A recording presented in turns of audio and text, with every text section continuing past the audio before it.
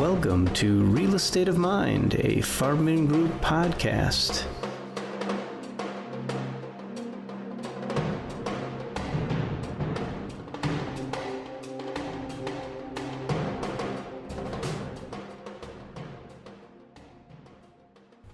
Welcome to the latest edition of Real Estate of Mind. I'm here today with the Director of Investment Sales for the Farbman Group, Bill Bubniak. Now, Bill has been with the Farbman Group for almost 3 decades, and I know he started when he was about 6, but he certainly has been here for a long time, really an icon in the industry. I know that of our 15,000 listeners, there might be one that doesn't know of Bill Bubniak in the industry, but welcome to the show, Bill. Andy, it's very kind, and I feel very fortunate to have been in a place for so long, and Detroit and the Midwest, which is our primary trade area for investment sales, have given us a lot of opportunities. It's been an exciting market. There's a lot of neat things that are happening, and I'd love to tell you about some of them. So that's a great starting point for us, Bill. So, obviously sales and the market has been frothy for a few years now. Great opportunities. You've done a tremendous number of deals in that time. Why don't you tell us a little bit about where we are in the market cycle, what you're seeing, trends, and maybe some of the deals that you've done recently? Yeah, no, it's as I mentioned, it's been an exciting time. Michigan has had its share of challenges over the years, but a lot of good things have been happening since the auto industry's rebound. We're proud we've introduced a lot of new first-time buyers to the state across all the different property types. And I think that speaks really well of Michigan. There's a lot of enthusiasm. The returns that we can offer investors here in Michigan are, as you know, a lot better than on the coasts. And I think people are starting to see the value. The appreciation is starting to pick up, and people view Michigan as a good choice for investments. It's interesting that you say that. So it is an area, unlike New York, LA, Chicago, where those returns are very skinny these days. Michigan has that appeal. Where are you seeing buyers coming in from? It is mostly the coast, Sandy, and no secret. Yeah, we have better cap rates than San Francisco and New York and such. And I think we're not necessarily viewed as a glamour state when it comes to those types of things, but money is money, and when you're looking for a good return and you're looking for a safe investment, Michigan has certainly started to become that. I think the auto industry has really come back so nicely. It's a safe, secure state to make some investments in for the most part right now. And you say it isn't glamorous, but I will tell you, as I go out and I travel for the company and go to some of these major markets, it's quite a change from 5 years ago when I would go out there and there was some fear or negativity with Detroit, with Michigan. It has cachet these days as you travel outward. We recently had the pleasure, and I thought this was clever on your part, we had clients come in from out of town and you introduced them to Coney Islands. I thought they were pretty excited about that. What's not to love about Detroit, Coney Islands, and Saunders hot fudge? And it is a great time to be a Detroiter. I tell you, in my 57 years here, it's just really exciting to see what's going on. Wish our Tigers did a little bit better this year, but besides that, Detroit is really just at an exciting point in time. And you're right. I think people nationally and even internationally are starting to notice it, and it's good to see for a lot of reasons. But it's a win-win. It's not just good for us; it's good for these investors who are coming into the state. So, and property type wise, it's really transcending the different areas. I mean, without question, industrial is hot because the auto industry is very, very strong. Detroit proper, we're just seeing so much new influx of people moving down there because of all the excitement that's going on in the city. So that's just a real bright spot. Office and retail are actually doing well also. Our office market, like a lot of ones around the country, do have some challenges. But again, where we were several years ago, we're just in such a much better spot. And, we can offer returns that are much better than other parts of the country. And I think, investors are noticing that. So clearly, Bill, you've done a tremendous volume of deals here right in our home state of Michigan. And we're always very proud of that because, this is our backyard. We're Michiganders through and through at Farbman Group.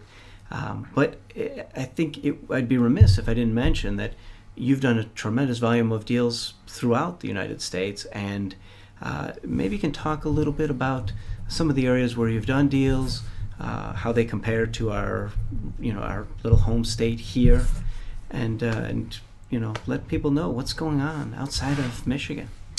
Yeah, it's a lot of the excitement here has transcended to other states like Ohio, Kansas, Wisconsin, where we do work in.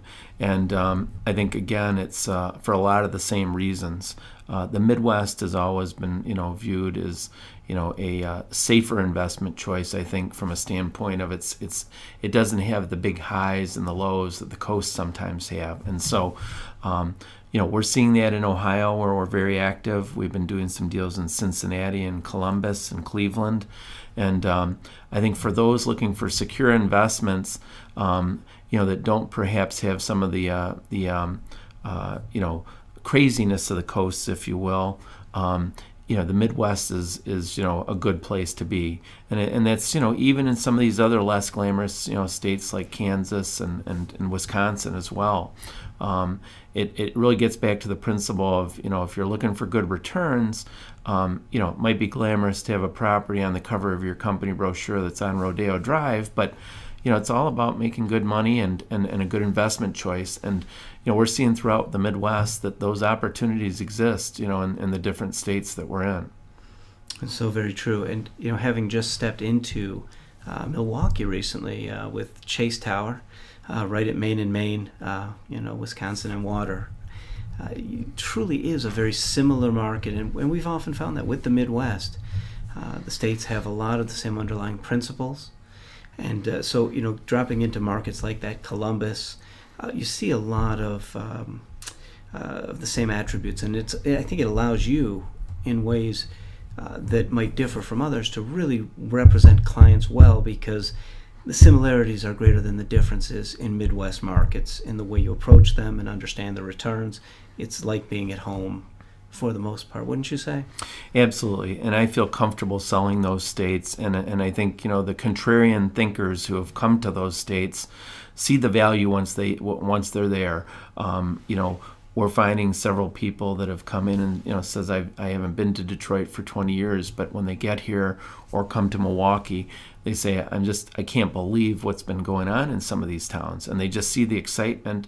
And I think what they find is sure, it's not the Silicon Valley and things don't move as fast as they do there, but if you're looking for longer term, safer investments, this is the place to be. Wonderful, thank you. Okay, so now's the time I start with the big tough questions in here, which is, taking out your crystal ball and telling us what you think 17 looks like, beyond. What are you seeing out there that you think is going to occur in the next 12 months or so?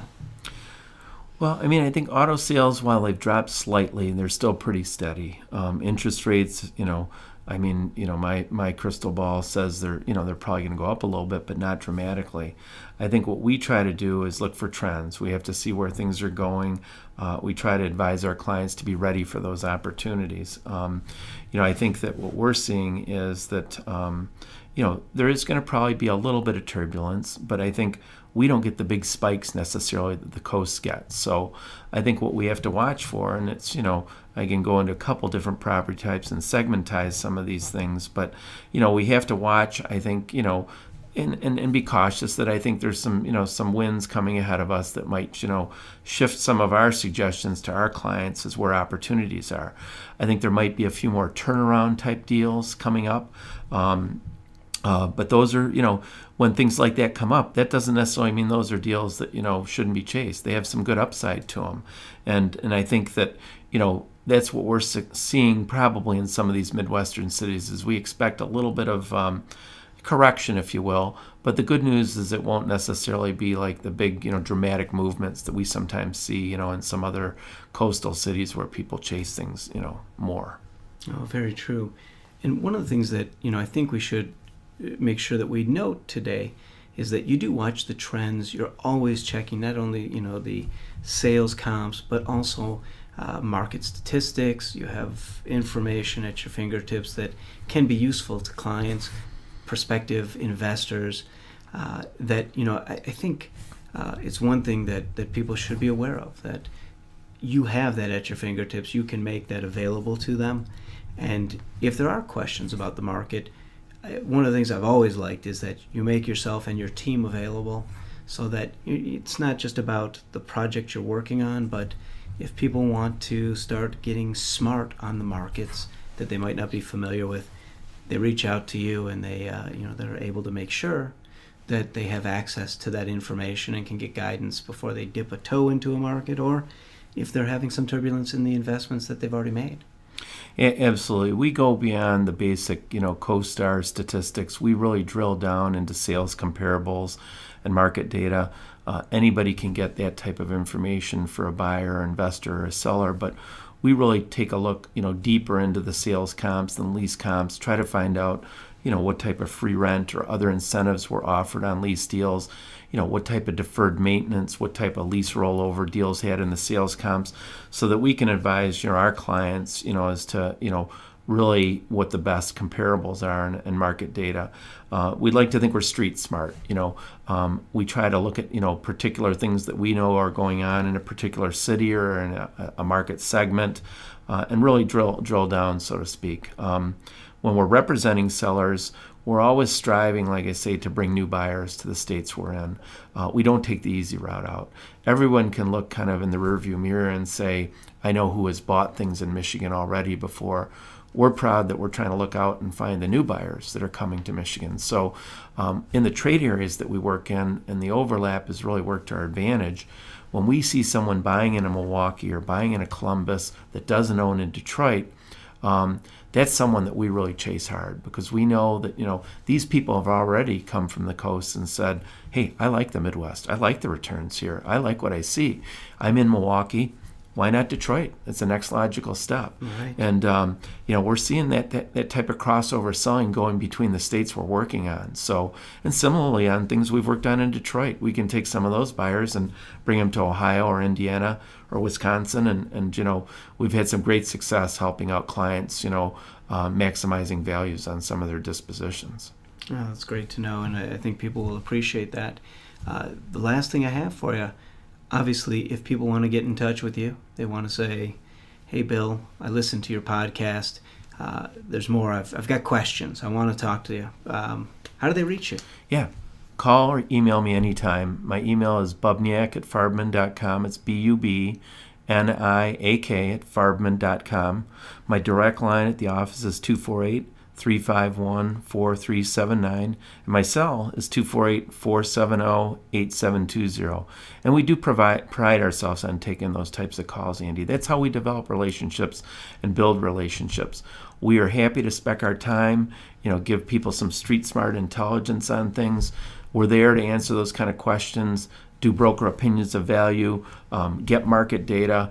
We want those kind of calls. That's how we develop long-term relationships, and that's why we've been around so long. Without a doubt. And obviously here at Farbman, we're especially proud to work with you. I said it at the beginning of this, you're an icon in the industry. It's when I first started, obviously I started a few days after you, but it was an incredible experience coming up and growing up under, watching all the great things you're doing in the industry. Amazing. We're appreciative. Thank you for joining us. This has been Real Estate of Mind. Join us next time for another wonderful edition of Real Estate of Mind, a Farbman Group podcast.